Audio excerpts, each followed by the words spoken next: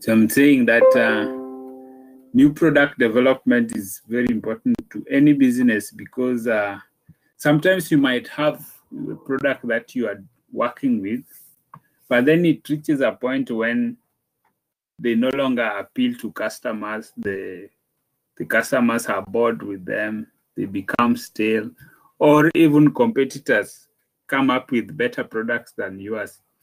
So it is important for anyone in business or in marketing to ensure that there is an product development or updating or renewing or changing one article about the product or another, so that it keeps those products relevant for customers to keep on enjoying.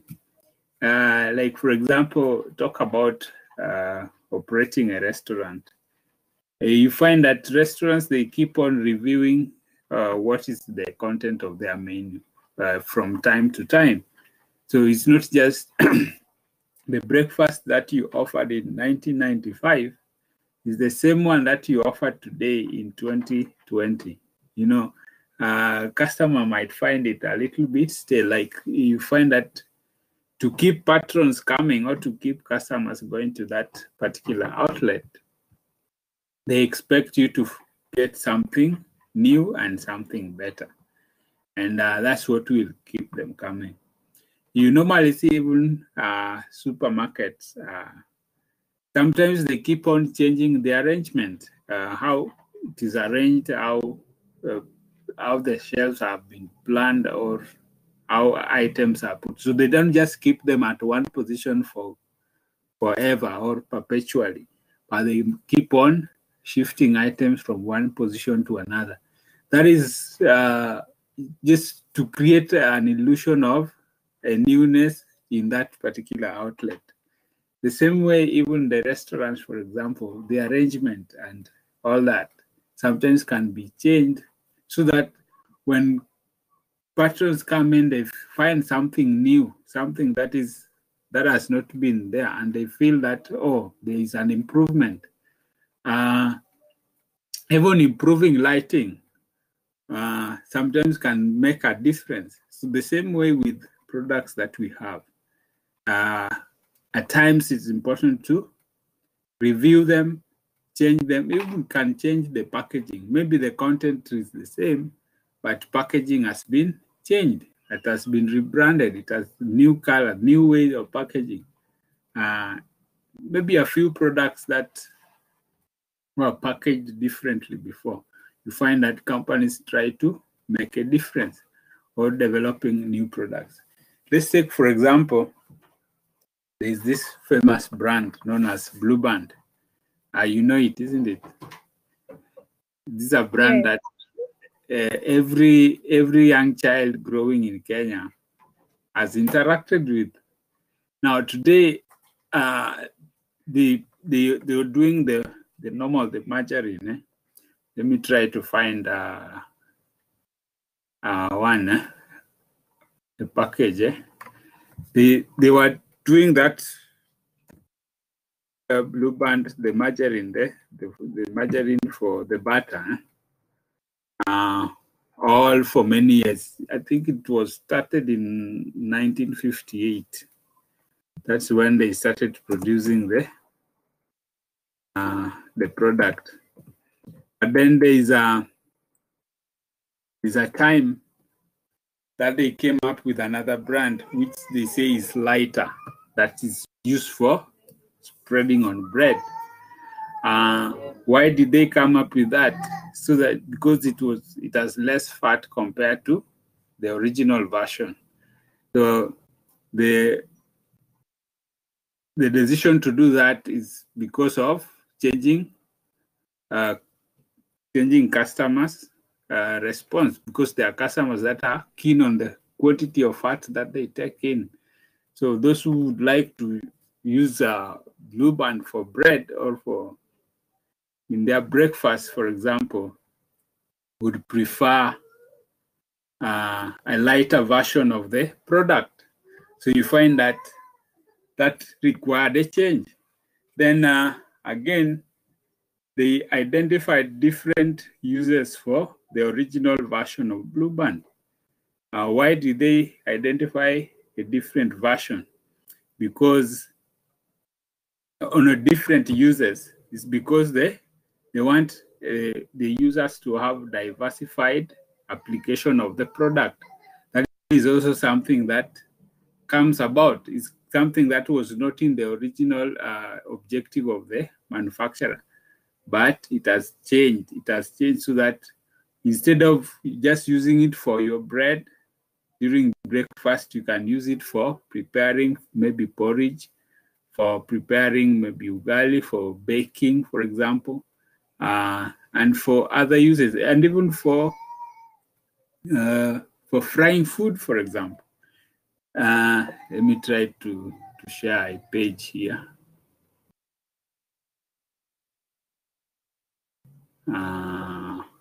Let me see. I'm gonna share a page so that we can see.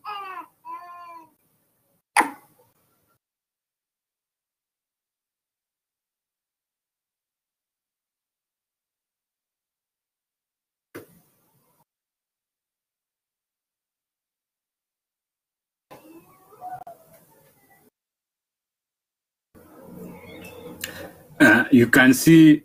I believe you are able to see it. There are those versions, huh? Yes, I'm able to see. Right. You'll be able to see that they have different packaging. So these are packages that are meant to give customers variety. And of course, that's some of the things that customers look for. This is 1 kilogram package, the one in the middle. Then this other one is 500 grams.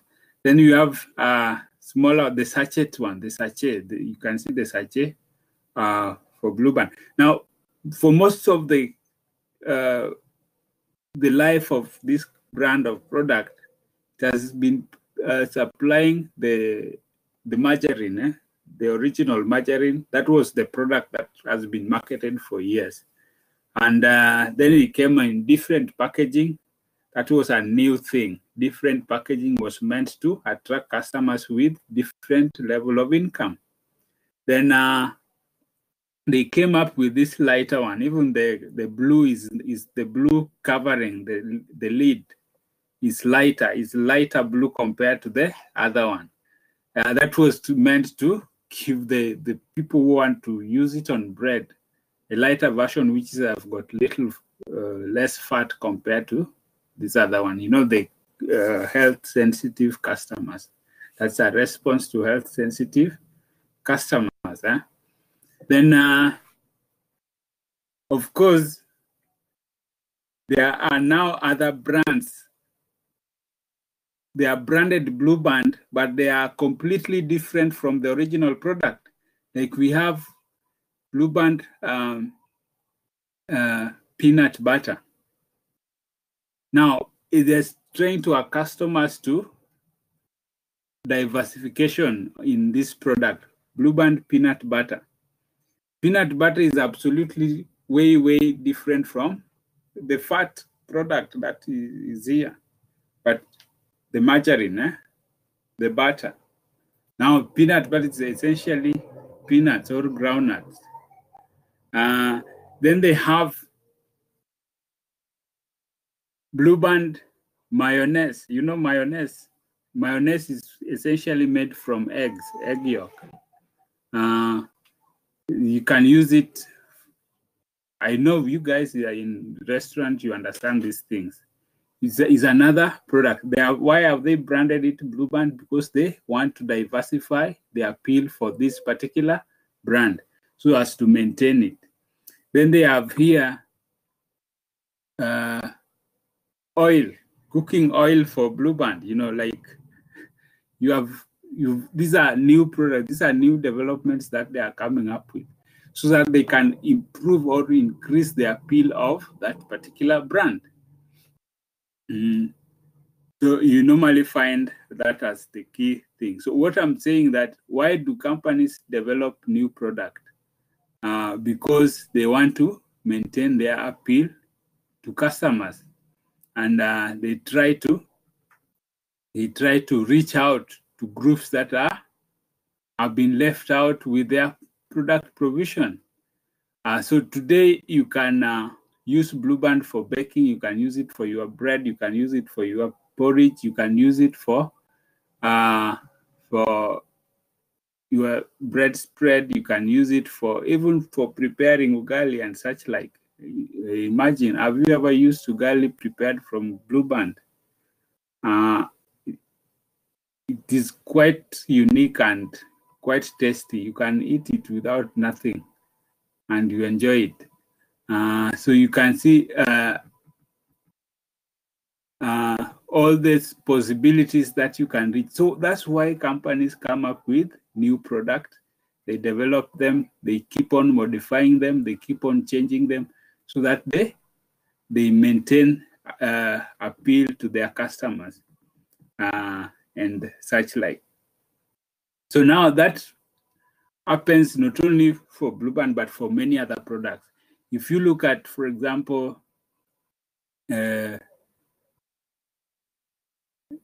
look at what Coca-Cola has.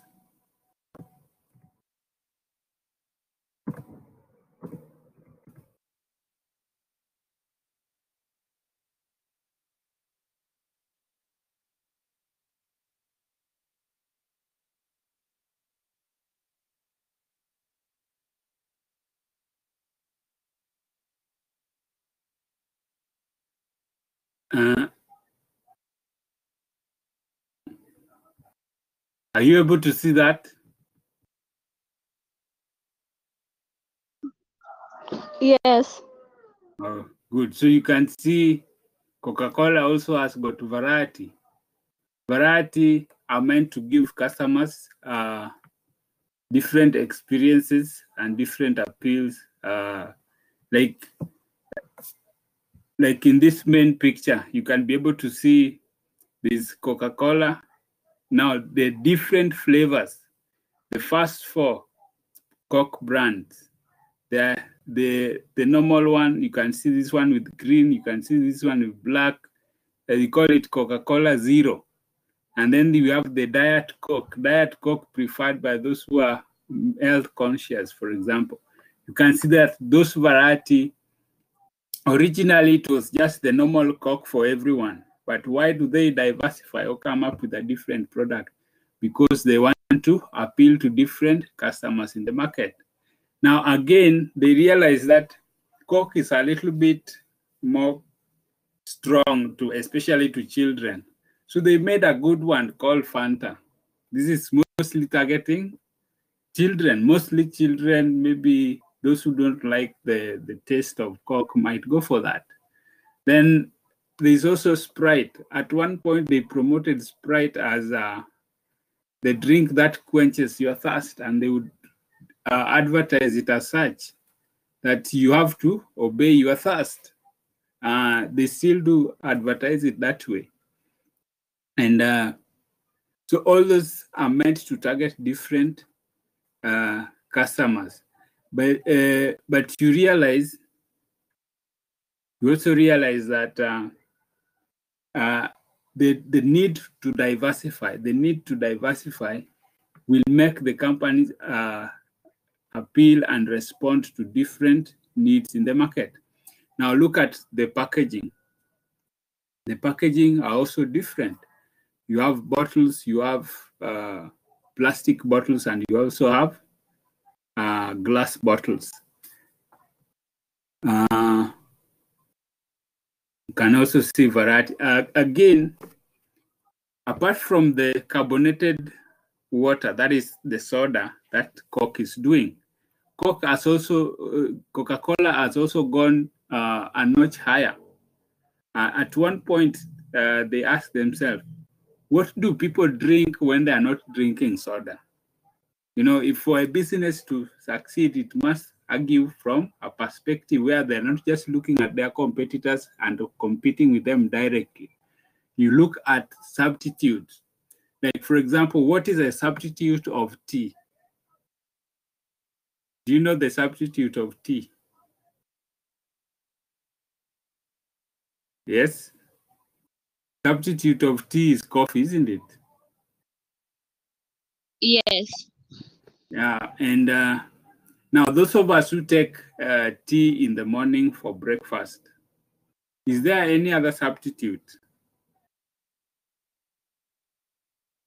Oh, we take tea, we take coffee, we take drink, chocolate, all that. Cocoa. Yes. Mm-hmm. Porridge. Porridge, very good. Porridge, that porridge is very important.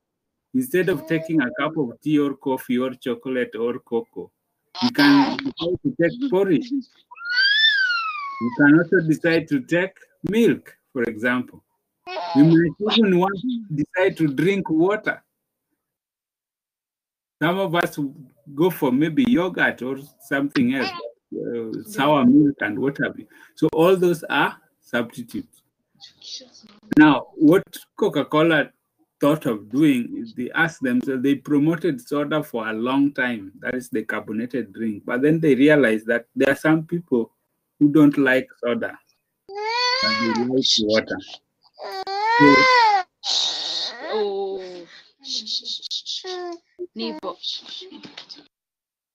So they decided to venture into water.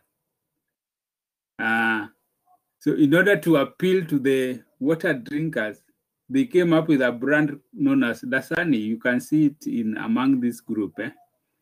They came up with that Dasani water, the one that they sell here in Kenya, to tap into that market. Then they realized that there are some people who like fruit juices, and they came up with Minute Maid.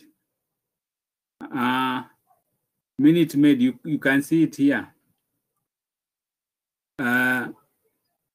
So you find that they are venturing into those areas so that they can be able to appeal to everyone in the market. And that requires product development. They are thought out issues. There are things that they think out. In fact, there's a product that they market as milk. It's also branded Minute Maid, but it's essentially fruit juices mixed with milk and whatever, so that they can be able to appeal to somebody who just wants to drink a milky product. They're actually selling it in Kenya, although it has not been very common, but it is there.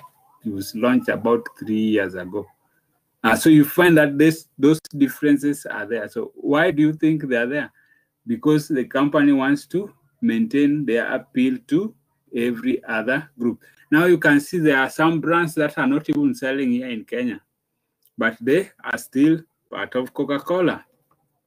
You can see there are so many product variety which are branded or are made by Coca-Cola, but they are not essentially the soda. So for a company to maintain its relevance, it needs to diversify into different areas, find out what people really want, and then provide it and in a way that will appeal to customers. Now these ones are locally found here in Kenya. Did you ever, these days I don't see the tinned one. There used to be lots of them in Kenya, but it's time I've seen them.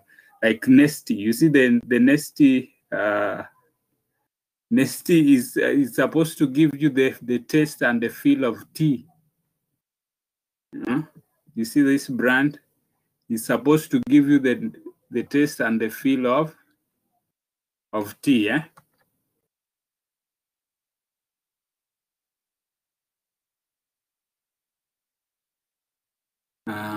So all those products.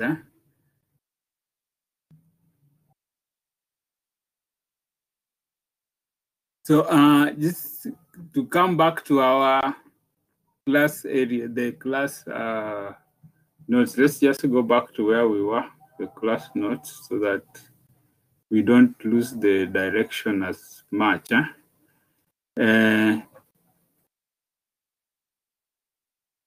Now, those are just a few examples of companies that started with one product, but later on they were able to diversify into so many different areas.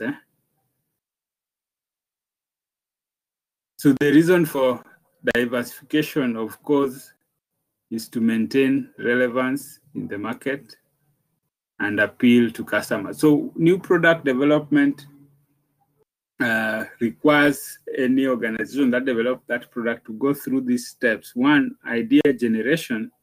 That is the first step. Idea generation it relates to coming up with a product idea, because that is where any product might come from. Anyone can come up with a product idea and actualize it. For example, like you are skillful in production of cuisines and different types of menus and what have you. I'm not sure with the terms I'm using, but I know that it's something relating to food production. You can come up with an item that can be appealing and you can develop it. And that idea normally comes from a person, an individual. Now, if you look at organization setup, because we try to look at what happens in an organization, we tend to get those ideas from different sources. So one thing that you need to remember is the sources of new product ideas. Now, those ideas can come from customers. They can come from research scientists, those who you just employ them, you just assign them the duty to come up with a new product idea. We also have competitors. Competitors, you look at what they offer. What do your competitors offer? In fact, most of the products that we have today, they are a creation from what competitors did. Someone just looked at a competitor's product, copied it, and came up with their own. Like you can see the mobile phone industry. Different brands tend to be similar. Why? Because they copy from the competitors. Employees, these are people who are working in that organization. They can come up with ideas. They can do suggestions, gather all that information and give it to management, and they develop a product from there. Channel members are those who distribute your product, like retailers, like wholesalers. How do they get new ideas? They can be able to get them from their customers. And of course, top management is the one group that can bring new ideas, because the business is essentially in their hands. They're the owners of the vision, the vision carriers. So they know what they want. And most of the ideas that come from top management, they tend to be implemented. And you find that, like maybe if somebody owns a restaurant and they decide that I feel like we start offering a particular menu or a particular item in a menu, and that will actually become a reality. Now, there are techniques of generating ideas. Now, this is an organized group that can come up with ideas. For example, if a group set out that we want to generate ideas about a new product, then they can use these methods. The first method is known as attribute listing. Attribute listing refers to looking at a product and looking at its features, the features of a product. Let's take, for example, you talk about a mobile phone, a smartphone.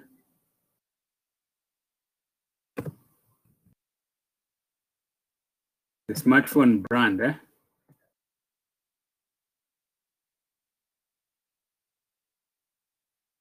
For example, the features in that smartphone, for example, are the ones that you look at and decide on which feature to keep and which feature to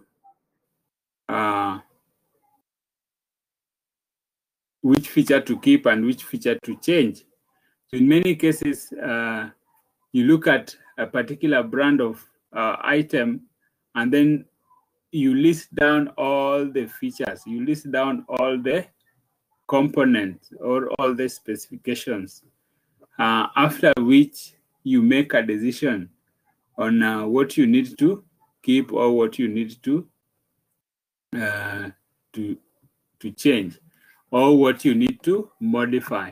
So attribute listing take into consideration all those key elements that make a product, and those elements are the ones that you make a decision on whether to maintain or whether to change or whether to eliminate. The second method is we can talk about. The second method is problem analysis. Problem analysis relates to looking at a challenge that exists. Maybe any problem, maybe an equipment is not functioning well. You realize that you need something new to replace it, or there is an issue that is affecting community or society, and that this issue requires a solution, and this solution cannot be found, meaning there is nothing that can be done to deal with this particular solution. Like right now, there's this COVID-19 problem. It's a major problem. That's why you find that scientists are trying to look for a vaccine to deal with it, or they are trying to look for treatment, medicines that can treat it. Like some of the medicines that have been used to treat COVID are some of the pneumonia medicines that we use normally, like the antibiotics and what have you. But there's still a major problem. So they are looking at the nature of that problem and to decide on how to be able to deal with it, looking for options or ways to ensure that the problem is solved. So in analyzing a problem, it can be, for example, you work in a restaurant or you run a restaurant, then you realize that customers are going down, that the number of patrons that you used to receive are not the same, have actually gone down. Then you realize that you have a problem in your hands. You ask yourself, what is driving them away? Why are they not coming as before? Once you realize that the source of the problem, now you can now tackle and handle the problem. Maybe is it because our menus, our whatever we are offering is not up to scratch? Or is there a competitor within our vicinity? Or is it our prices?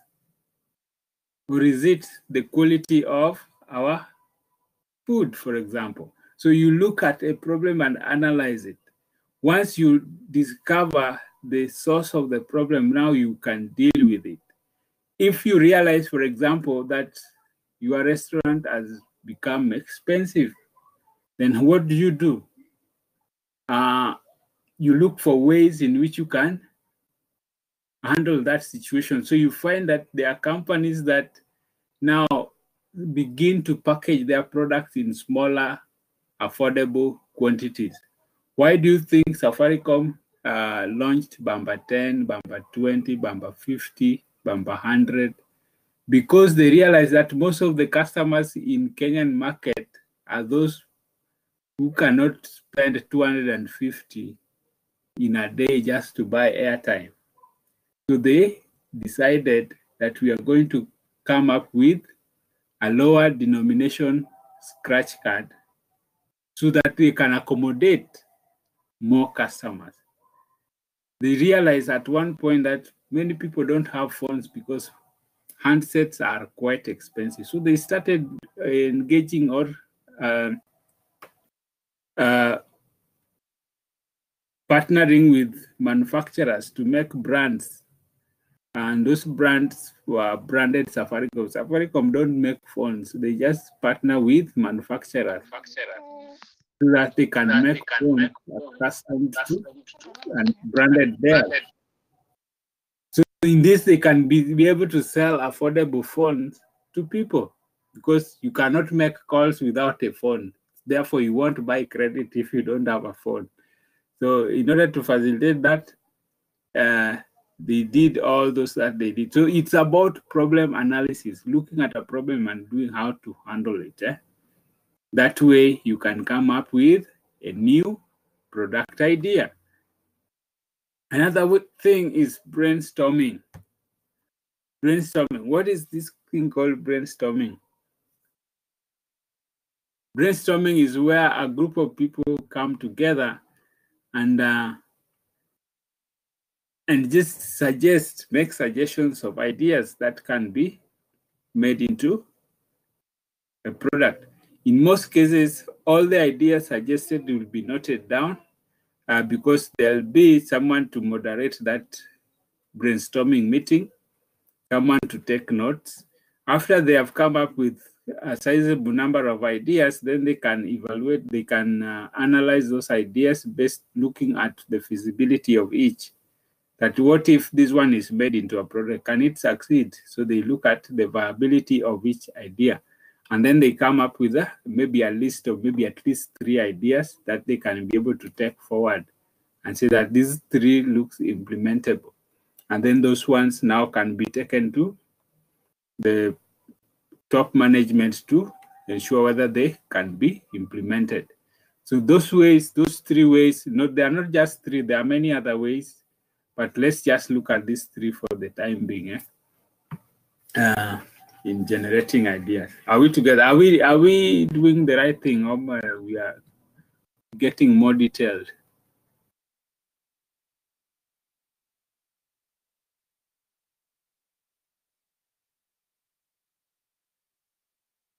Yes, Caroline.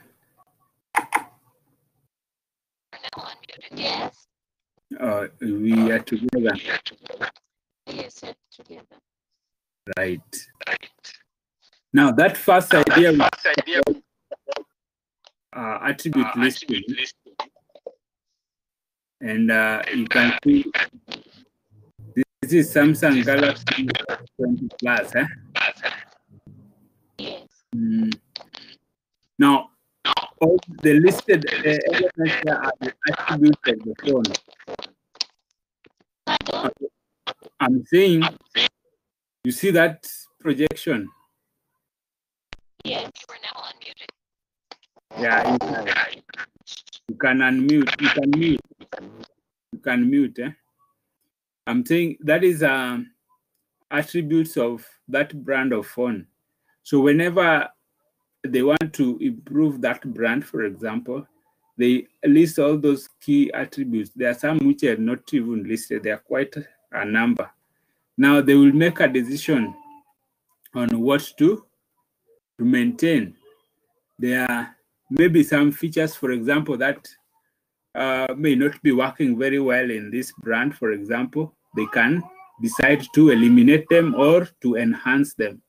So they list all these features and determine what to maintain, to keep the way it is, what to modify, to change or to improve, what to add. They can say that they're going to add this or add another item. Like, let's say, for example, they have the camera. This is one of the key features of such a phone.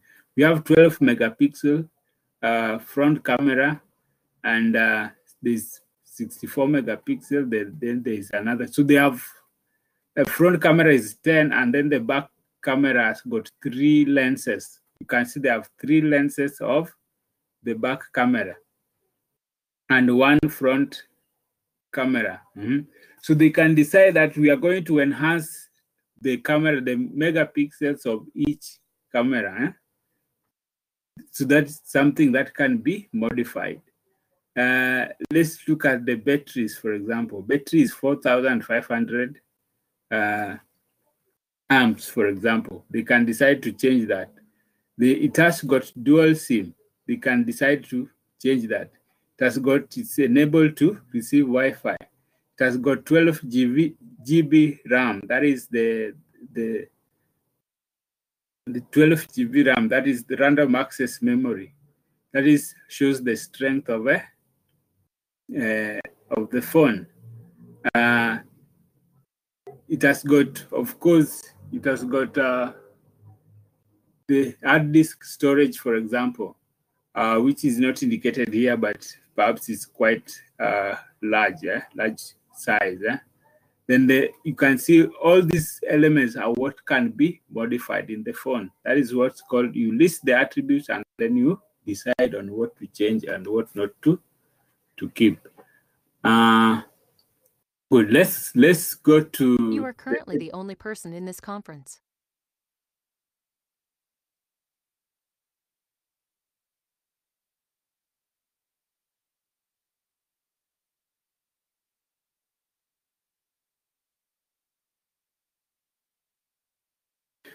Let's look at the second step.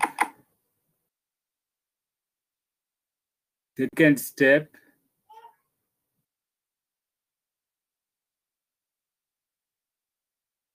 Second step is known as idea screening.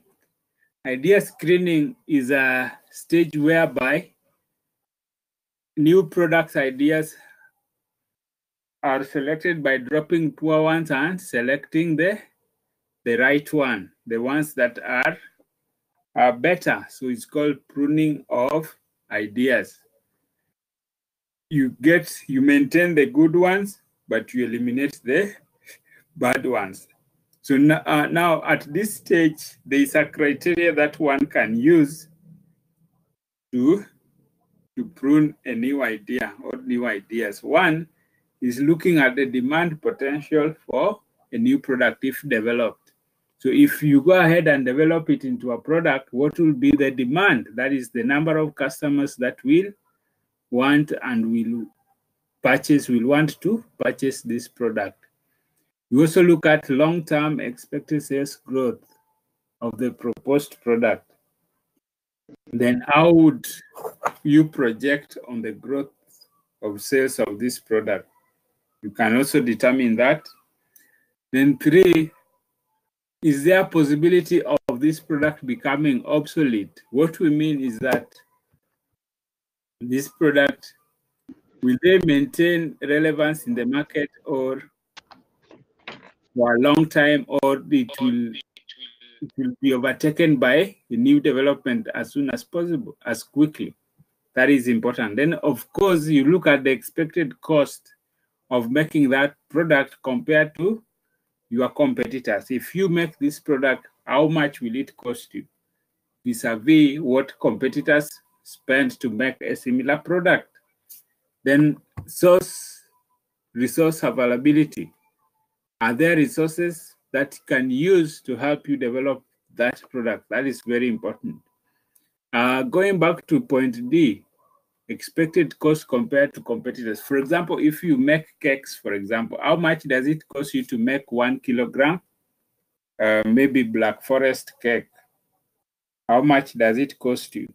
Now, all those who make 1 kilogram Black Forest cake, how much do they spend? So that is something that will concern you as far as this product is concerned. Step number 3. Step number 3 is concept development and testing. Now, what we mean by concept development, that the product idea is now defined in terms of a concept. A concept meaning or a model or a prototype. Now, the key aspects that are considered when developing a concept is to determine what are the primary benefits of the product. The concept relates to focusing on the primary benefits, that is the basic benefits of the product. What are the key benefits that the product will provide? And So in other words, you look at this product in terms of the users, how it solves the customer's problem, how it can lead to solution to the key issues that affect a customer. So that's how it will be projected that this product will come to solve this and that. Like medicine, it treats this, it treats that. Like maybe a mobile phone, it can be used for communication. Or maybe a car, it can help move one person from this and it gives this particular benefit. So from there, you can now represent those benefits symbolically to your target customer, so that they know what to expect from this particular product. Step number 4, market development. Market development is important because you need to get to understand who are your target market, who are your customers, who will be the customers of this product. So you need to know them in terms of the number of customers that you will offer this product. So first of all, before you even make a decision on developing this product, are there customers who will buy it? Anytime, let's say you want to make cakes, you want to bake cakes, you need to know that, or wedding cakes, you need to know that are there people whom I will sell to? So that is very important. Once you know that there are some people I will sell to, what you look at is what is their number? How many are they? Hello, Mwalimu. Are you talking? Right. Yes, I'm talking. You don't can't hear. hear anything. You're not hearing me. You can't hear still. Hello. I'm saying that in market development, you find out about the target customers, those whom you want to sell the product to. Are they there? If they are there, what number? In what numbers? How many? Because numbers matter. What is the composition of that customer group? Is it a unique customer group with a similar characteristic? Are they different types of customers? Then, of course, you look at their behavior. What is their behavior? What are their culture? What motivates them? What are their personal characteristics and such like? So that will help you to determine how to approach that particular group. Second thing you need to look at is to determine the marketing mix strategies. How are you going to develop this product? What pricing technique are you going to use? And how are you going to distribute it to the target customers? Of course, lastly, you'll be able to, at the end of the day, you'll be able to describe how much sales you can make from this product. Remember when you are doing your business plan, you had business plan, you looked at a business plan in your module 1, isn't it? Yes, when you're doing a business plan, you do such kind of projections, and that will help you to determine what amount of profits you can make, what amount of sales you can make. Step number 5, business analysis. Business analysis is analyzing certain key issues that are very important. What you mean by business analysis is to determine whether your sales can match or can be able to meet or help you reach your objective. So you look at sales analysis. That is the amount of sales figure that you can be able to make. Hello? Yes. Hello? Yes? I can't hear anything. Let me check whether there's connectivity. Perhaps.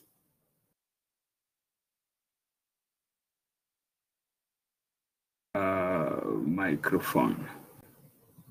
Hello. You can't hear me. Now I am able to hear you. Oh, what happened? So I'm saying, from where did you not hear? Business analysis, did you hear about market development?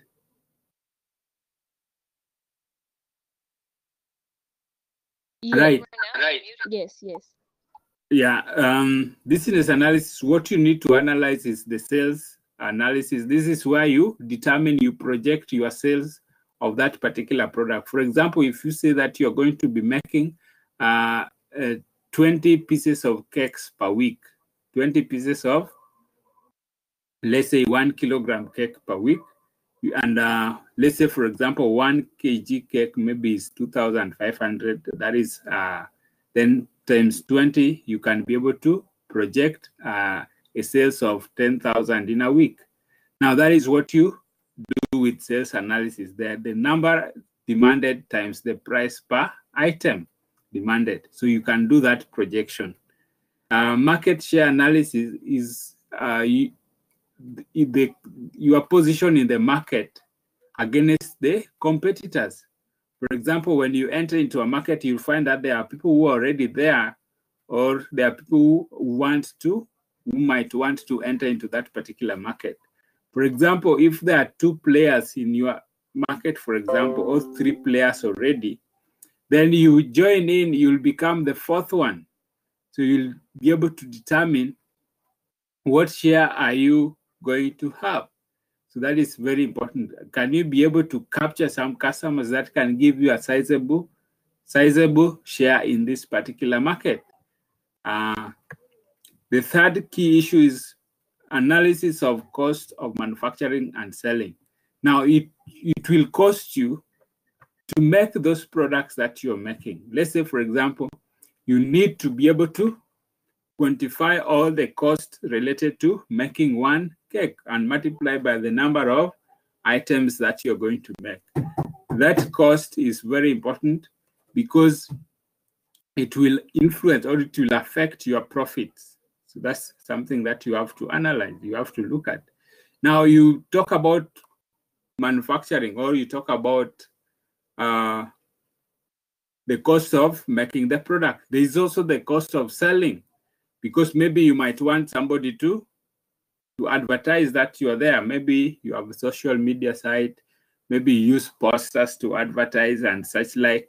Then all that costs are very important because they are going to eat into your profit.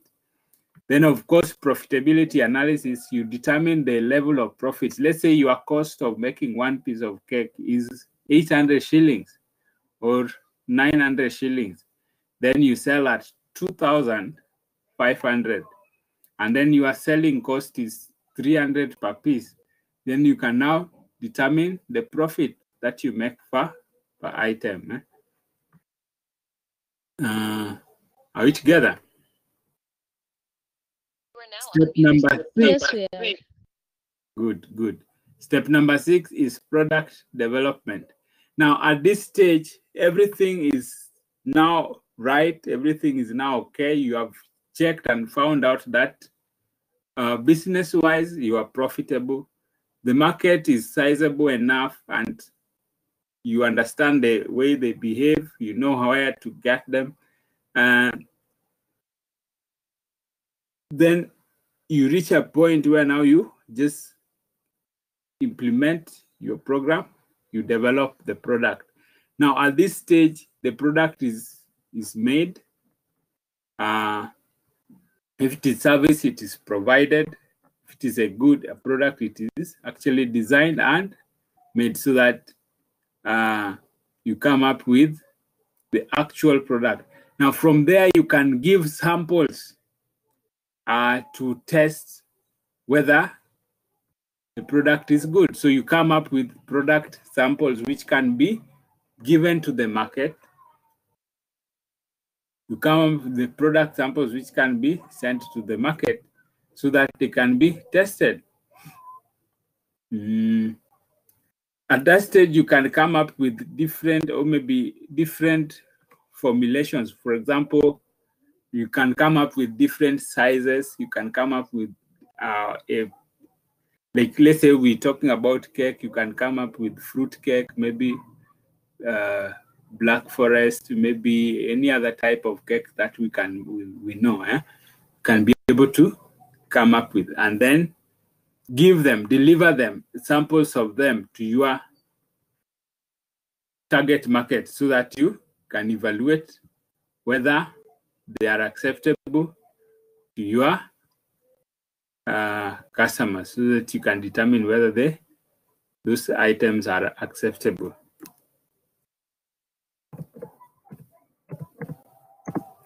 The next step is test marketing. Sir, before we continue on the Yes. test marketing, Yeah. must it be free sample, or can you sell whatever you have? Yes, you can sell. But of course, there are certain products that you cannot give a sample. But there are those things that you can give. Like, let's say, for example, we've been talking about cake. You can give samples. Let me show you. Just a moment.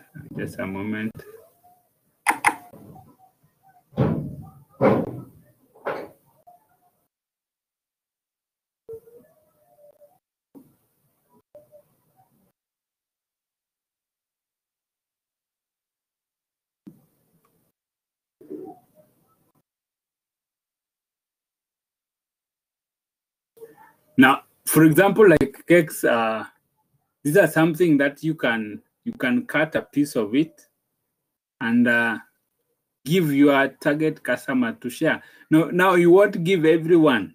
You know, the thing is, you can't give everyone. You just give like one piece to maybe one potential customer, just as a way of testing. And then in that process, you're able to come up with ideas on what to improve on, what to add, or if the product is absolutely good, then you can just go ahead and begin your full production activities. So the key thing, like this item, this one can easily be given in samples. You just cut pieces and take to your target customer. Because, like, for example, cakes, we sell them to those people maybe who have parties, people who have weddings, people who have events and such like. And as you are marketing to them, you can be able to give them a piece of your type of cake. Like, let's say you make fruit cake, you can cut a piece and package it and deliver it to your target customer. You can cut pieces like this one, like these pieces, for example. Sometimes you do that. Like this one, you can see there's a portion that is cut out, given to your particular customer to sample. And then I know you have different names for them, okay? For me, I'm not well acquainted with the names of cakes. You guys, I believe all this is very well, you are familiar with it. So that's what I mean. Okay, I've got that point. But at the test marketing, is this the stage where you introduce maybe marketing, like brand ambassadors, or at the final stages when you introduce the marketing stage, where Let you me market your product? Yeah, you'll be able to, like, at the making of the product, this is where you give samples. But at test marketing, at this stage, you can now target a specific group of customers and deliver the product in small quantities. You deliver in small quantity. You don't deliver in large amount of a large number of products, but you deliver in small quantity. In fact, brand ambassadors are also very useful here because they can help in promoting that brand, promoting that product. So the key thing about test marketing is also to look at the potentiality of that market, whether it can be, the product can actually attract attention. And also, test marketing help you to identify areas that requires improvement or modification, because the customers will tell you that, yes, the cakes are good, but they are a little bit, maybe they are more crunchier, or they are too soft, or they are too hard, or they are brittle, or they tend to crash very quickly, or you cut the cake and then it crumbles in your hand. It doesn't retain the shape once it has been cut. They'll be able to inform you, or the colors that have been used, the food colors that have been used, needs modification here and there. So you'll get all those, and then you cannot implement everyone's opinion, but you'll come up with an ideal product that is much more acceptable to a large number of people. So test marketing helps you to identify any mistakes and then help you to correct. And that stage number 7. Is it? Are we together? You are now Yes. unmuted. Right. Yeah. Now, step number 8 is known as commercialization. Commercialization is also refers to launching the product in full scale. So now you have dealt with any possible problem that might arise. So you are very sure that if you launch this product, you'll make a sale. Now at commercialization, now you give this product on competitive terms. You want to sell just like any other competitor out there. Now you are very sure that this product is good product, it is acceptable. You can now launch it, and you can now take it to various outlets. You can give it to distribution channels. You can take it to outlets. You now market it as any other product. At this stage, you will employ all those programs that will enable you to sell as much as possible. Now, the key decisions that you need to undertake here is to determine the timing. Timing for product launch is important, because there are certain products that sell by season. Okay, they are seasonal. They may not entirely sell throughout, but they are seasonal. So when you make such products, you need to time it that when the demand for it is high, you are able to sell it. Are we together? I'm not sharing. Let me share that area.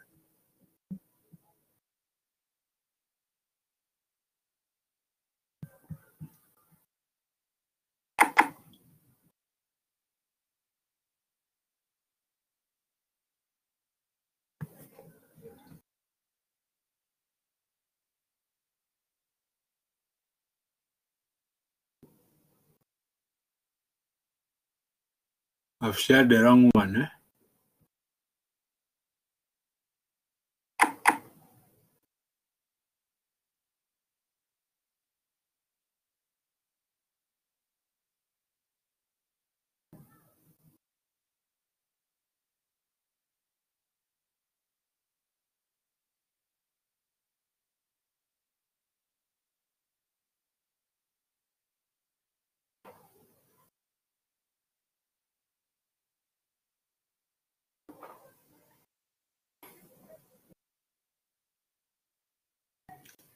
Yeah. Yeah, so at commercialization is when you need appropriate timing. You need Also to launch, you need to know the location where to launch, because not every market is appropriate market. So you need to know which group of customers are you going to target. Specifically, where are you going to sell your product? You can't sell everywhere. So there are specific areas that you need to know to launch to. Then also the group of customers that you want to introduce the new product to, you also need to determine. And then how to commercialize the new product means what pricing strategies to use. This step number 4, or the decision number 4, is related to the pricing strategy to use. Pricing strategy can be, there are 2 strategies that are key: launching at premium price or launching at penetration price, meaning launching the product at low price with a specific objective. Launching at premium price or at expensively also has got its own objectives. I think we looked at those objectives during our pricing topic. So all those steps are related to new product development. They are very important because they help organizations renew themselves, make themselves relevant, and maintain their commitment to their customers. Are we together? You are now unmuted. Yes. Oh, very good. So, I think we will stop there unless there are questions. You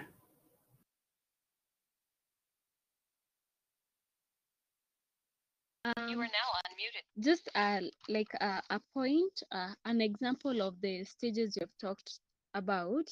Yes. I think Ajab, in a way, had a similar trait. Like before it was introduced, like the best flour was the X, the brand called X. But many people were not going for that because it was kind of expensive. So I think the people behind Ajab were thinking of producing a flour which was best quality but not too expensive. So after a while it was introduced and it went for 100 shillings, like 100 shillings, the 2 kg.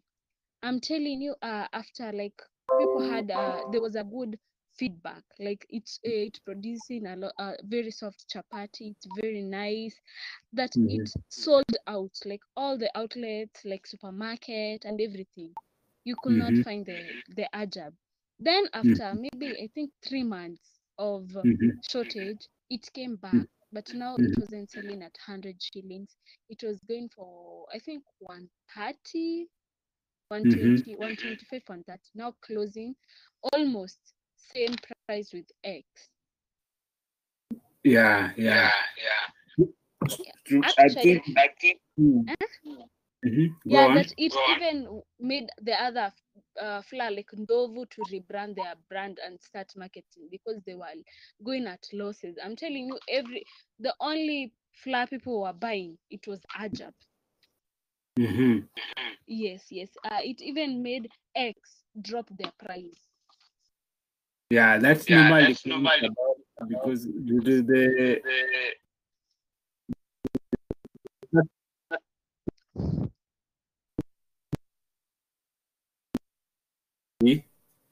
the pricing at penetration pricing, that is low price, so that they attract customers, they increase the market share and they make the product popular, so that after gaining the trust of customers, now they can retail at the same level with their competitors. Yes, that's normally happens. So that is a very important decision, especially. Yeah, I think that's a very good example you have told us. That's a wonderful example.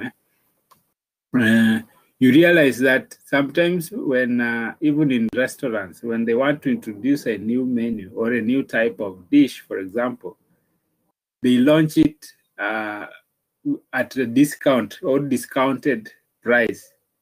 And when they realize that it is popular, then slowly by slowly they increase the price of that particular dish, for example. So that is normally a very important strategy. And it relates to this point that we're talking about, is how to commercialize. And those two strategies, we look at them in pricing when we are looking at pricing strategy. Yeah, that's a good observation, Caroline. Any other observation or comment or question? We're now unmuted. No. I'm good. Right. So what we do is I want you to touch on causes of product failure. Causes of product failure, that is what makes especially new products to fail.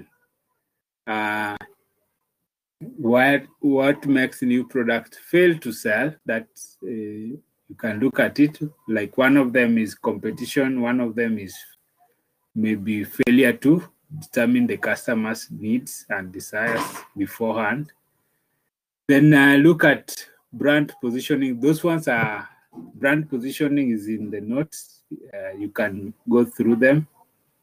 Brand positioning. Then also I want you to look at factors affecting the rate of, factors affecting innovation rate of diffusion. You might be wondering, what does this mean? Innovation is a new product, so you can also say it stroke new product. Factors affecting innovation rate of diffusion, that is new product.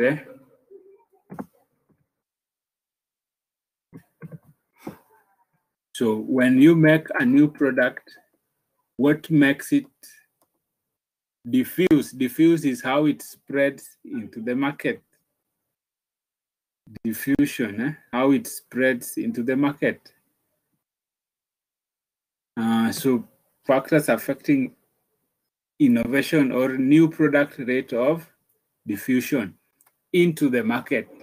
So when you launch a new product, what are the factors that will make it spread quickly and be bought by customers? One of the factor is relative advantage. This means the degree to which a new product has better outcome than the existing ones. The degree to which a new product has better outcome compared to the existing product. So we normally buy new products when we realize that they offer better benefits than the previous products that we bought.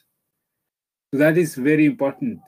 So when they launch a new product into the market and then we buy it and we realize that there is no difference, there is nothing new compared to what we have already, then we won't even bother to buy it.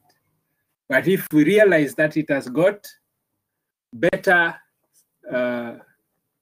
services, it is tastes well, it gives us improved services, it seems better than the other one, then we tend to buy such product.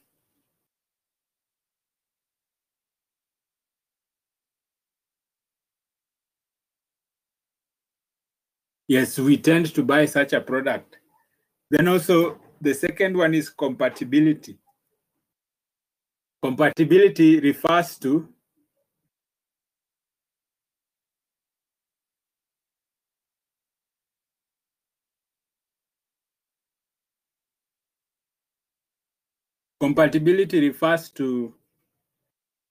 how the new product fits in with other existing products. Does it allow you to the existing product or the cultures or the trends or every other thing? It's not just the other product, but the trends, the culture, and the way of life or the lifestyles that are existing.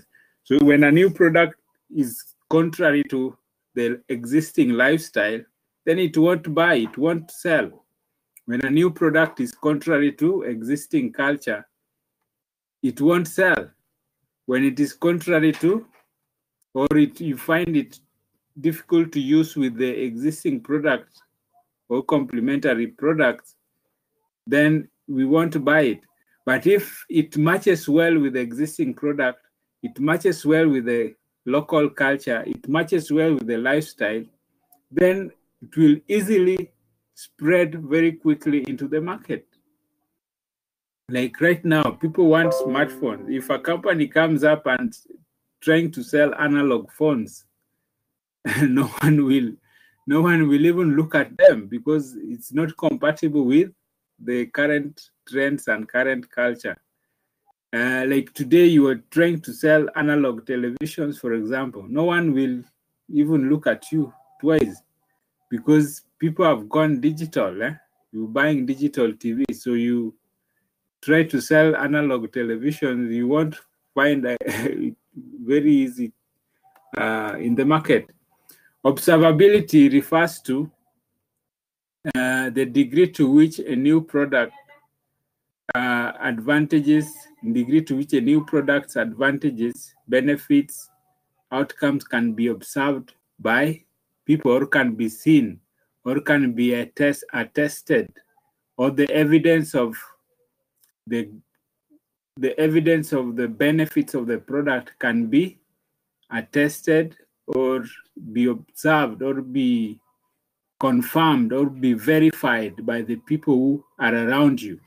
Like, for example, you buy a new dress and every other person looks at you and say, wow, where did you get this? That is observability. Products that everyone is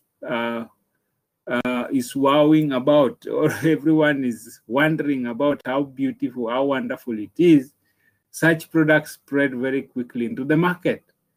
And compared to the ones that no one give any positive comment about.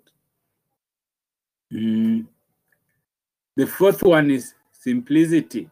Simplicity refers to how a new product is easy to apply or easy to use. Products that are very easy to use tend to spread very quickly compared to those that are complex and difficult and challenging. So you find that people don't like complex, difficult, and cumbersome products to use. Like it's very easy to use this BBB, but then there's another one called Kenneth BBB, enabled. It is quite cumbersome.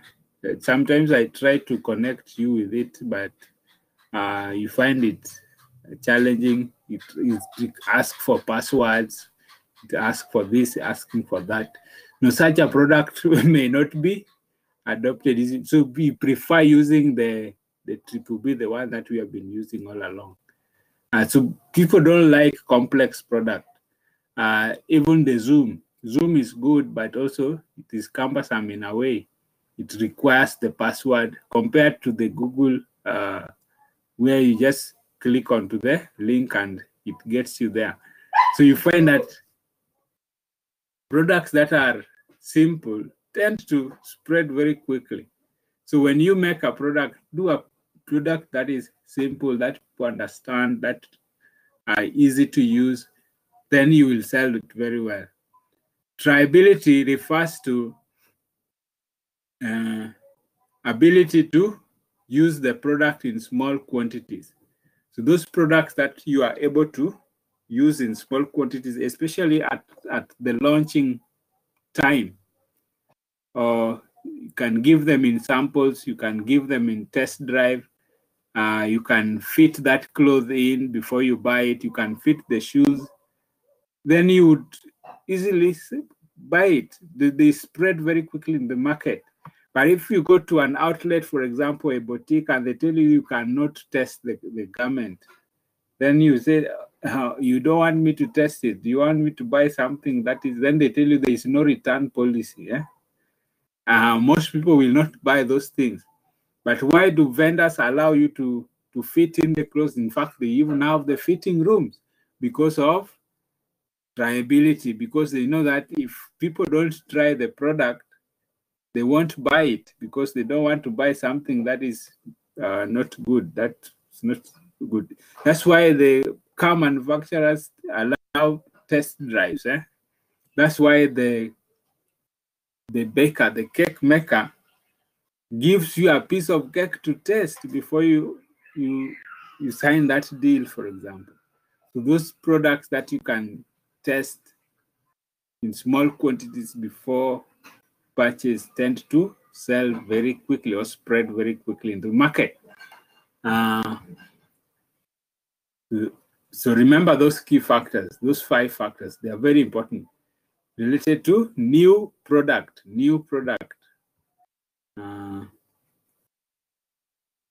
Now the next thing that the last, I think this should be the last one.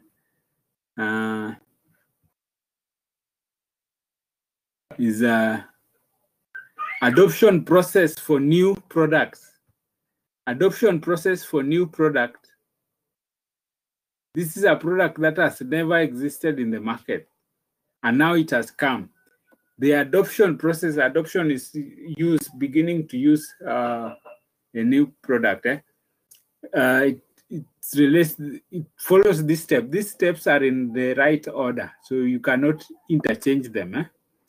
So the first step is awareness. You become aware that a new product exists. You become aware that a new product exists.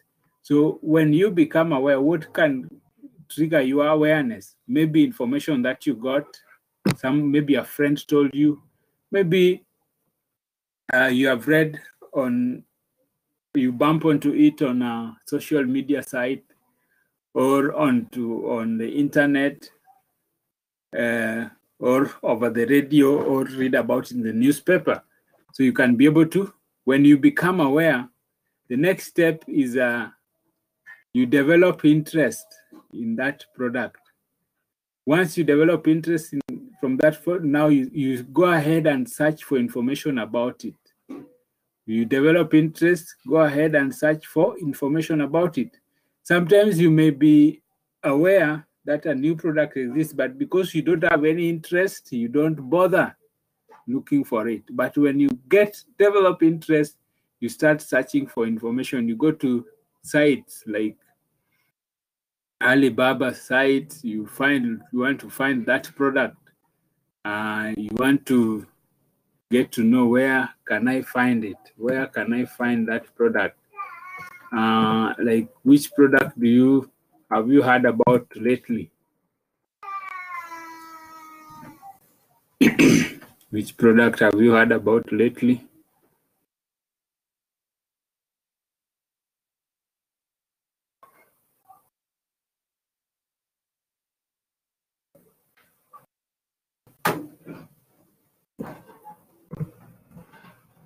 So once you get awareness, you search for information about it through having developed interest. Now, the third step is evaluation. Evaluation refers to looking at that particular product and checking it against the benefits, against attributes, against users, preferred users, and all that. That will help you to determine whether it is a suitable product or not. Step number 4, trial. Trial refers to taking a limited use of this product to test whether its outcome are actually the right thing. So you can You can buy maybe one piece of that item so that you can be able to determine whether it is the right product. Then lastly, adoption. You become a regular user of that particular product. So remember, those steps are very important. Now, adoption process for existing product. Adoption process for existing product is the same as the process we used in the consumer behavior, consumer buying behavior. The process of consumer or consumer buying decision process is the same process. That is, I'm saying adoption process for existing product is the same process as consumer buying decision process. It is need identification, information search, evaluation of alternatives, purchase decision, and post-purchase behavior. So you need to remember those key areas, okay? You need to remember those key areas.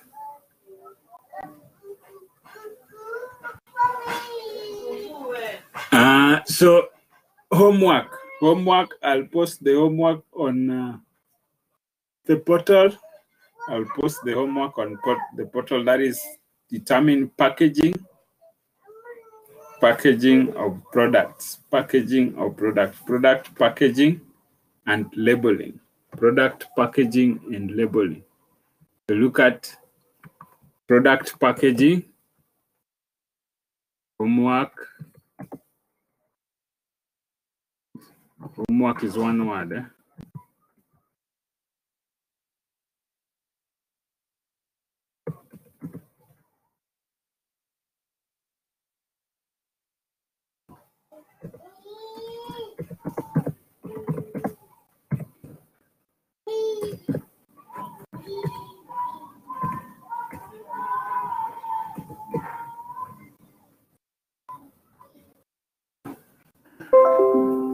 So do a research on product packaging and labeling.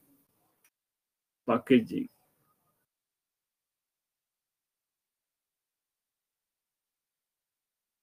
So look at packaging. Why must products be packaged? What are the benefits of packaging? What about labeling? What are the benefits of labeling? And such like.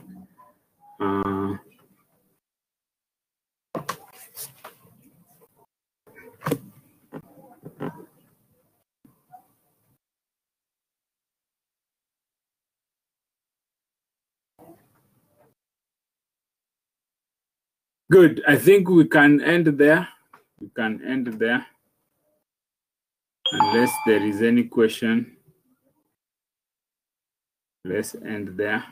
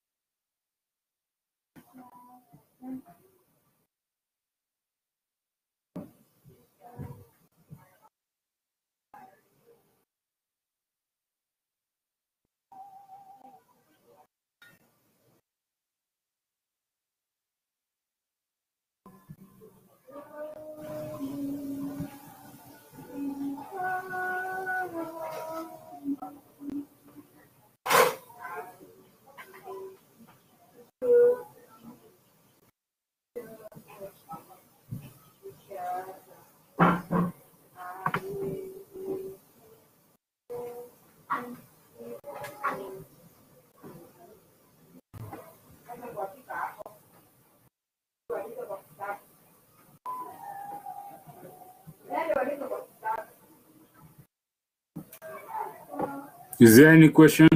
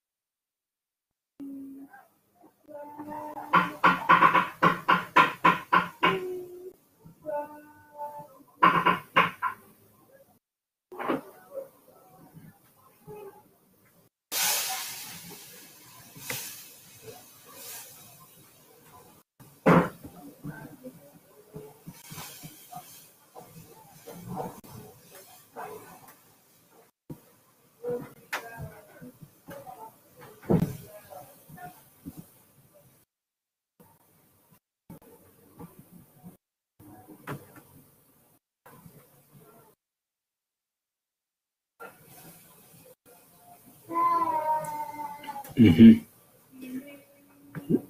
There are more activities.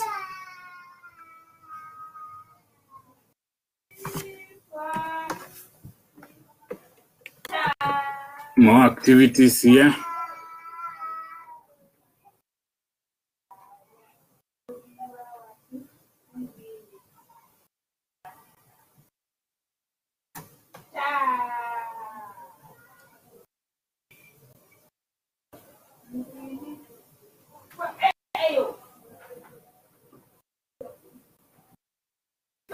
Can try those questions.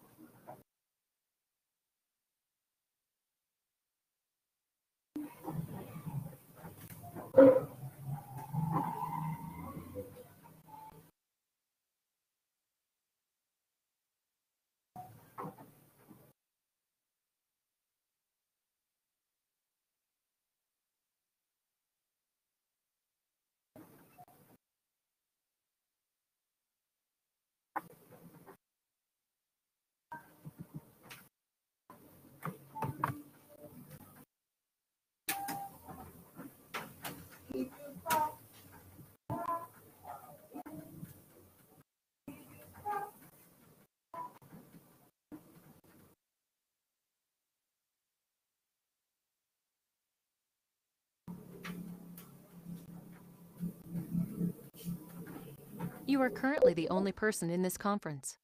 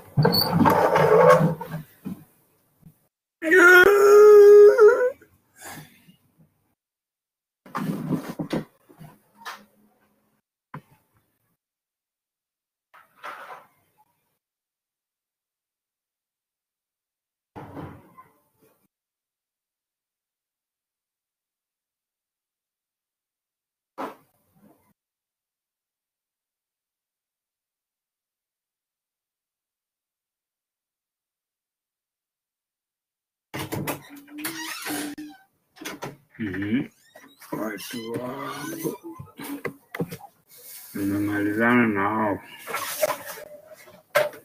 Watu wangu, watu wangu.